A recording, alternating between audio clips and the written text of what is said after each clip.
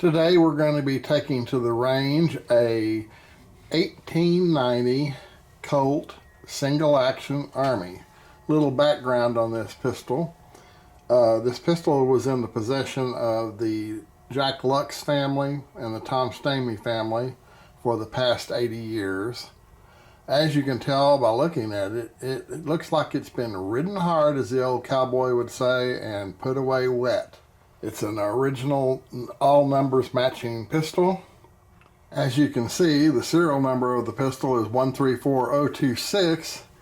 It was made in caliber 4440 with a barrel length of 4 3/4 inch, and the original finish was nickel, although as you can tell, there is not any of that left.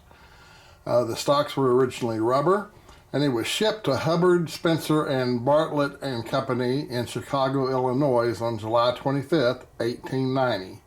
There were 10 guns in the shipment where this pistol was shipped. The Lux family and the Stamey family are known for taking excellent care of their firearms. So what this pistol shows us is, in probably the first 25 years of its life, it was used and abused and did work.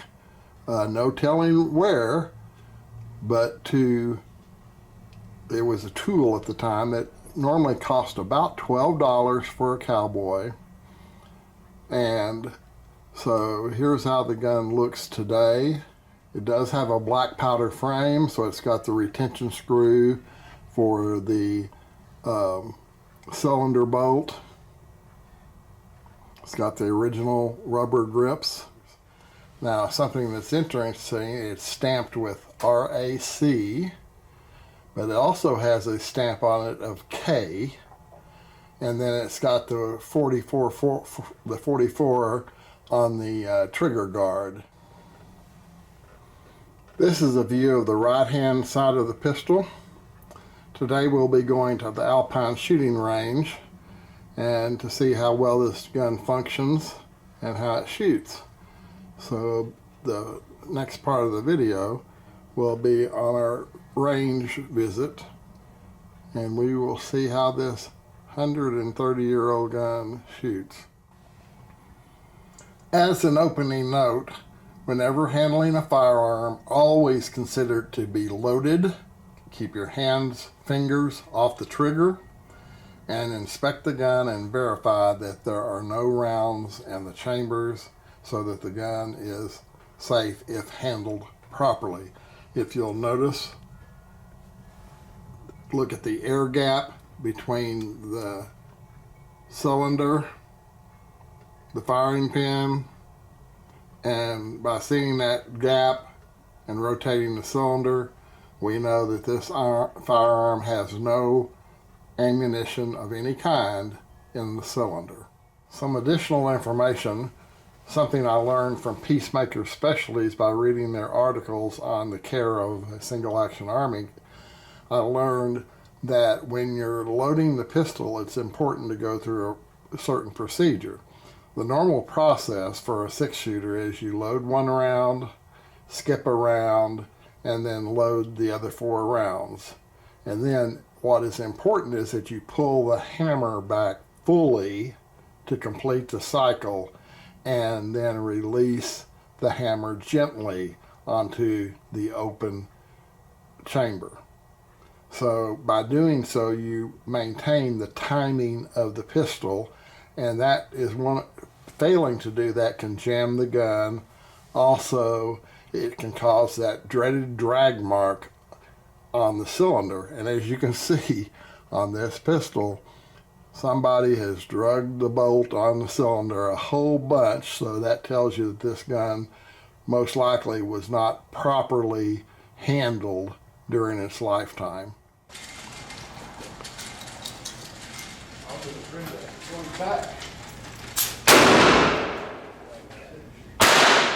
It makes all the difference in the world, bro. It really Get back.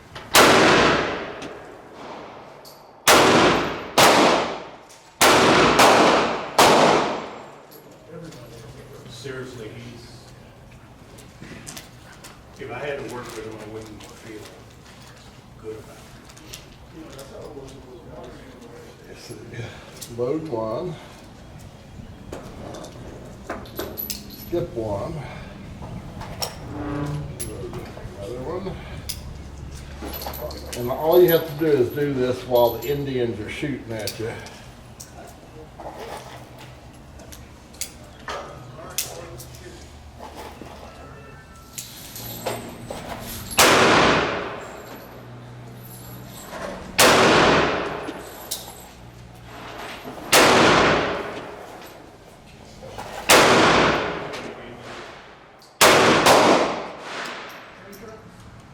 And then go a little bit farther, it's all that big old field that there's nothing.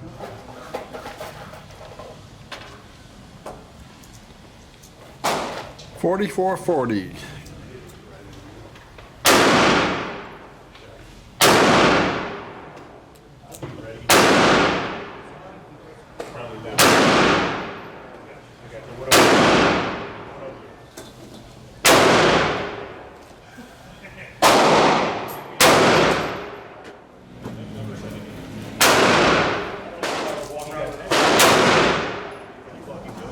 We got people in there. Okay, we're back from the range. It was a blustery and cold day, but any day at the range is better than a day not at the range. So now it's time to clean our pistol after we fired it. So the first thing we're going to do is we're going to open the gate. We're going to pull back the hammer. And then we're going to verify that all the cylinders are empty so that we know this firearm is unloaded. Now, remember, as we said earlier, whenever you're doing a Colt single action, after you've loaded or unloaded, then complete the cycle. Pull the trigger while holding the hammer, and then it's ready to be cleaned. Process, we're going to open the gate, pull back the hammer, and then we need to remove the bolt so we can take the cylinder out. So we, apparently the recoil from shooting loosened the bolt retention screw, and the cylinder pin, luckily it didn't fly out. So it looks like we need to make a trip to the range and see if we can recover this screw, because, well, we're back from the range and we did not have any success in load. So as you saw in the video, we shot 25 rounds through the pistol. Take out the pin, we'll lay it down over here, and the cylinder comes out just like that. This is what the front of the cylinder looks like after 25 rounds have gone through it. Don't know, does this one have a removable bushing? No, it does not have a removable bushing. And then, since we're probably not going to shoot this gun for a while, we're going to go ahead and disassemble it to make sure that the inner workings are oiled properly. It's always good to use a screwdriver set that's designed for gunsmithing. This kit here, Grace USA, these screwdrivers are specifically made for single action armies, and as a result they fit the screws great. And although these screws have seen some wear and tear over the years, these screwdrivers should not add to that wear and tear. So that was the screw for the ejector housing. As you can see, the ejector housing comes apart and we have a spring, and then it comes out, and of course that needs to be tightened up. And then we'll turn it over to this side, and these are the main screws that hold it together. So but we're going to go ahead and go to the grip screws first.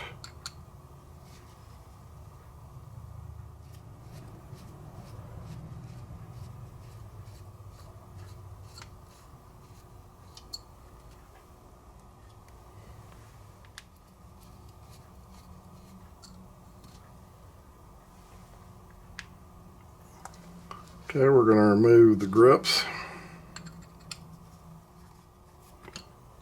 And that grip comes off nicely. It says 1893.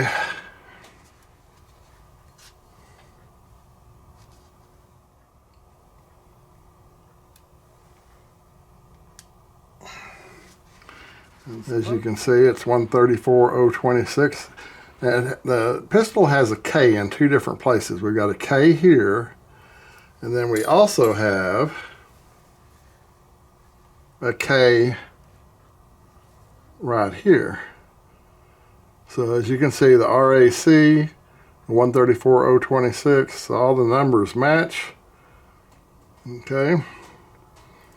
So we're going to close the gate. And we're going to go ahead and use this bigger screwdriver to remove, and we'll use the bigger screwdriver to take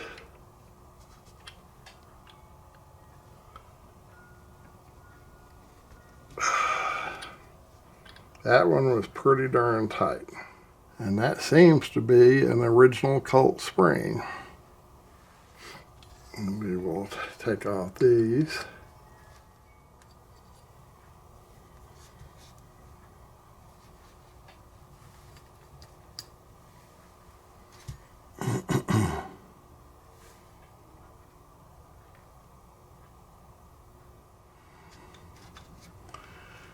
And let me see how that was fairly loose. And then we've got the bolt spring that has a much bigger screw, so we'll use this screwdriver. These bolt springs and trigger springs are prone to break in a Colt.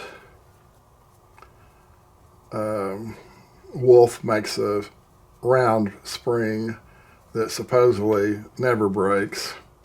And so let's take the spring out. There we go. Some numbers here, 17, 15.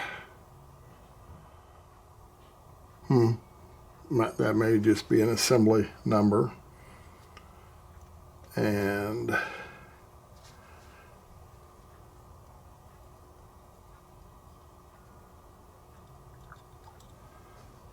so there's the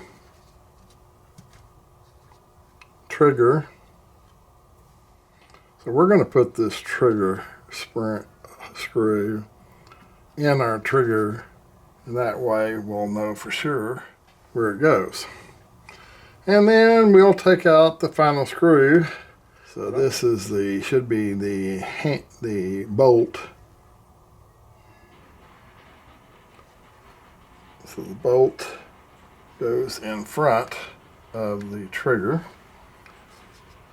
And let's see if the bolt comes out now.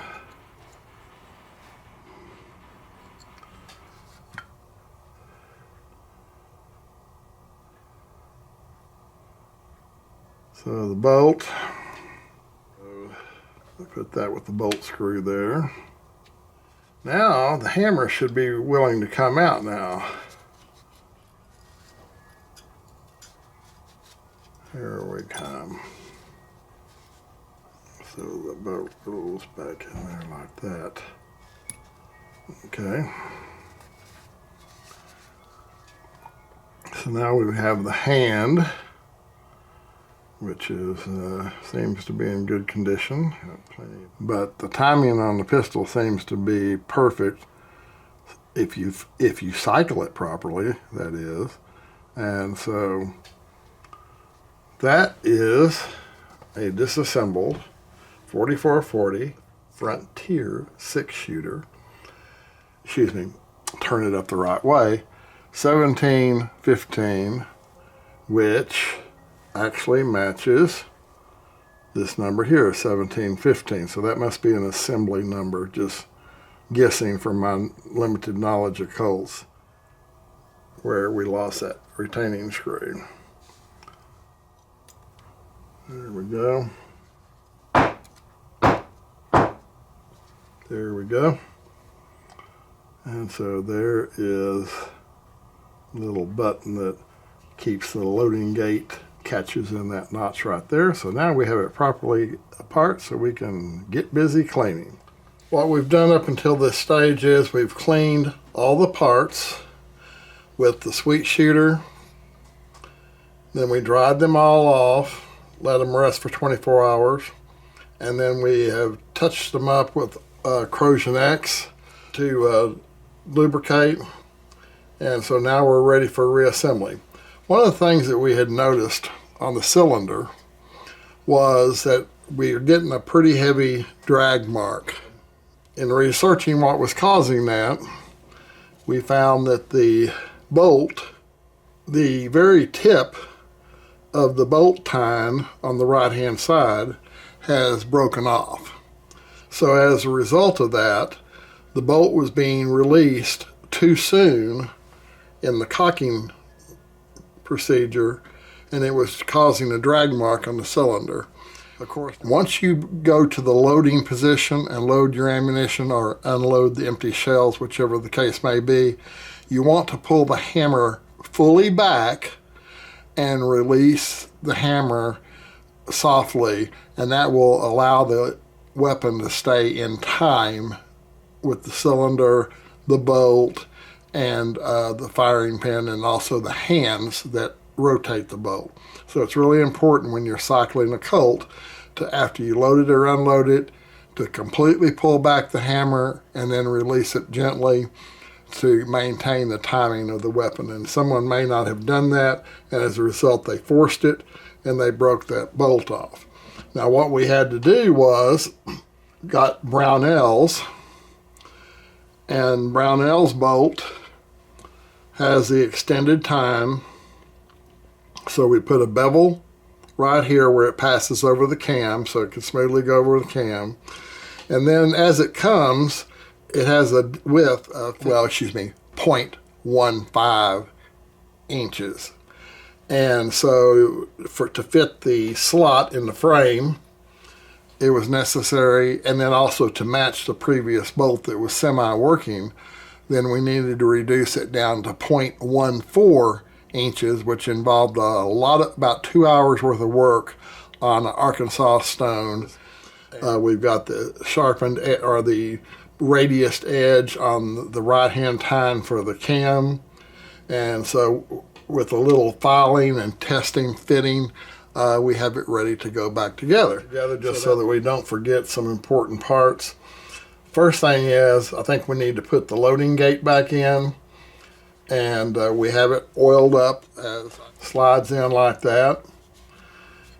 Then this hole here is where our tab goes. Now the way how you know which way to put it in there is, I think you can see that there. You can see where the spring has worn over the past 130 years, so we know the spring needs to go above that. So what we'll do is we'll drop that into the hole. Make sure it stayed in the orientation we wanted it. We're going to push that into the hole, and then we'll take the spring, and this end of the spring has been ground and flattened to fit. So we're going to drop that in, and then we'll take the screw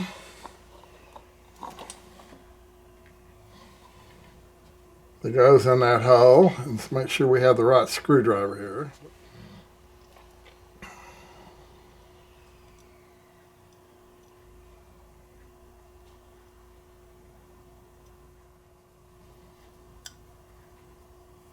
We just felt it click into place.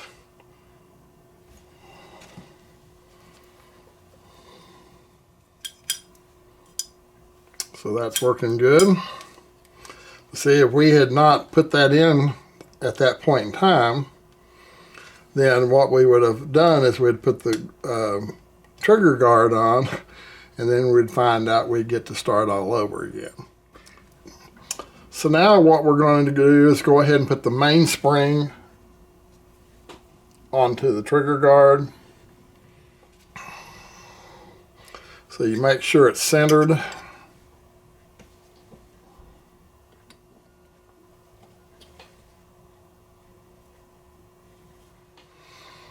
Okay, so make sure it's nice and centered on each side. Nice and tight. Everything's been lubricated, so that piece is ready. So now what we're going to do is install the ejector rod housing. So first, we take our ejector rod, screw it in, and tighten it up. Then we slide the ejector rod and the half moon ejector into, slide it all the way up, and then we take the spring. We're going to take our oily finger, since this is the last time that's going to be exposed for a while. Take the spring, put it in that hole, push the ejector rod housing, and it fits right onto the pin there at the end. We take the ejector rod housing screw,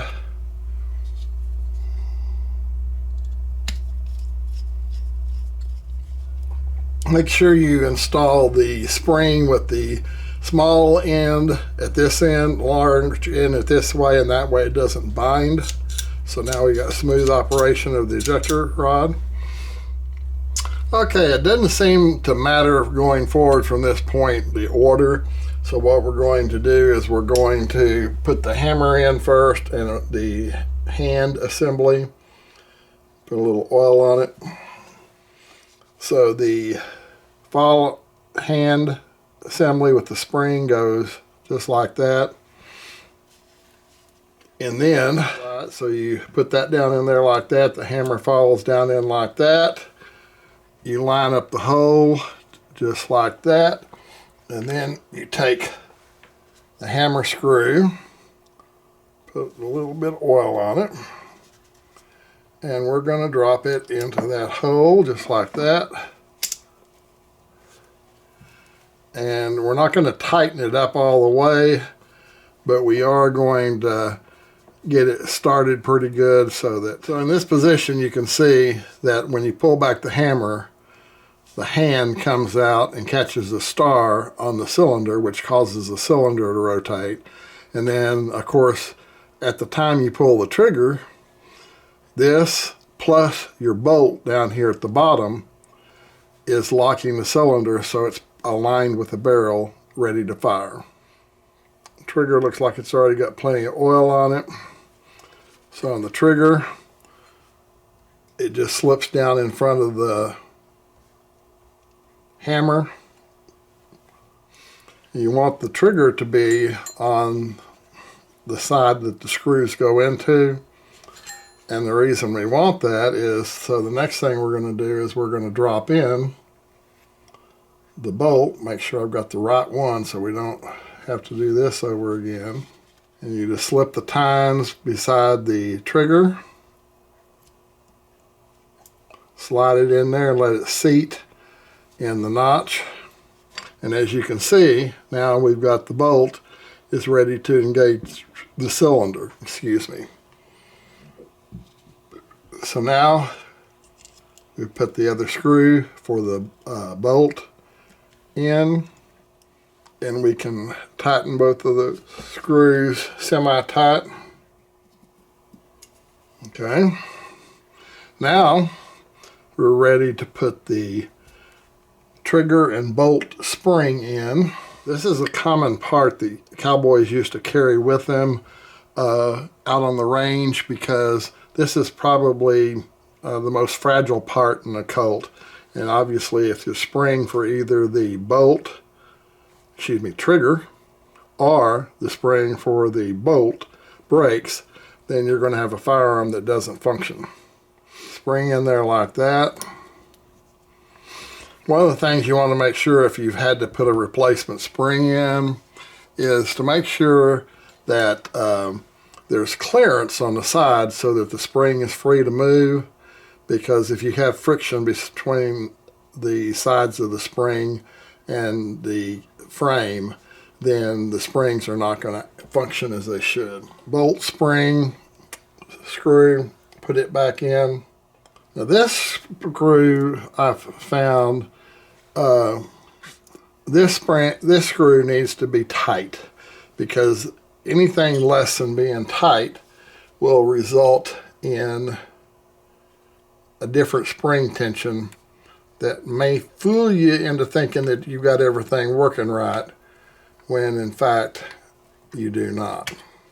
When you pull the hammer back, the bolt drops, and then when the trigger, and of course the hand rotates the cylinder, and if everything's in timed correctly, so the bolt's got good exposure, and we made sure when we did the bolt that the bolt properly fits into our notches so that the cylinder is held properly when you pull the trigger and it's properly lined up. So again, the gun's 130 years old. There's still some lands and grooves left in it. There's a little bit of corrosion, but overall for 134 years old, looking pretty good. So at this point, I don't see a reason why we can't go ahead and proceed to put the cylinder in. So you open up the gate. We're going to put the hammer right there. Once you have the cylinder in place, then put the cylinder pin in. And then this is a black powder frame. And so on the black powder frame, if you remember correctly, we had lost this screw at the firing range. So we place our replacement screw in there. And this time we're going to make sure that it's tight. It is in fact in the groove in the cylinder pin. And we got it tight. So now it's time to attach our trigger guard. Hammer spring has a groove in it that the roller on the hammer rides in. So we want to make sure we get that where it's supposed to be, trigger through the trigger guard, and then with pressure down like that, one can take a screw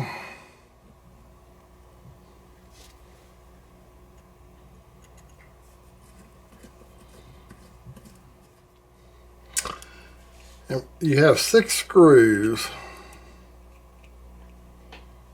that go between the handle and the trigger guard.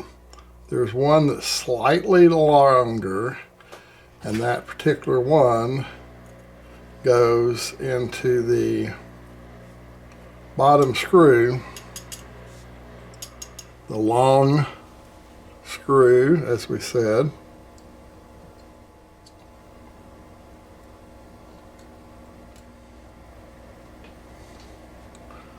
We're going to drop the top screws in the holes, and then we'll start the screws.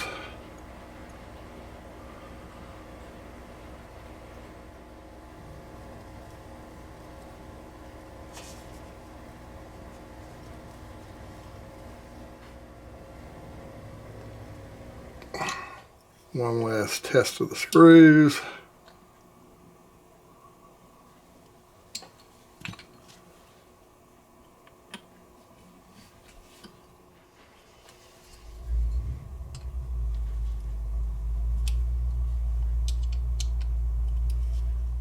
Okay, all screws are tight. With that, the next step is to put our grips back on. You have a pin here, you need to line up the pin. Easy to do. For whatever reason, these grips are inscribed 1873 in there with an A and a W. Not sure why. Again, line up the pin.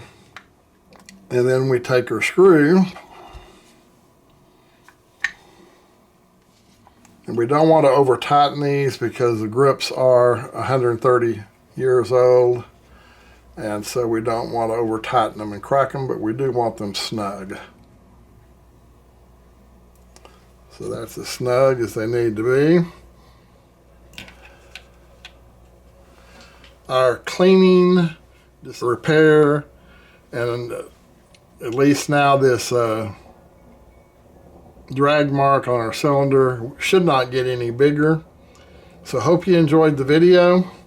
I've enjoyed doing the work, and it was fun learning how a Colt single action Army first generation is put together and how the mechanics work.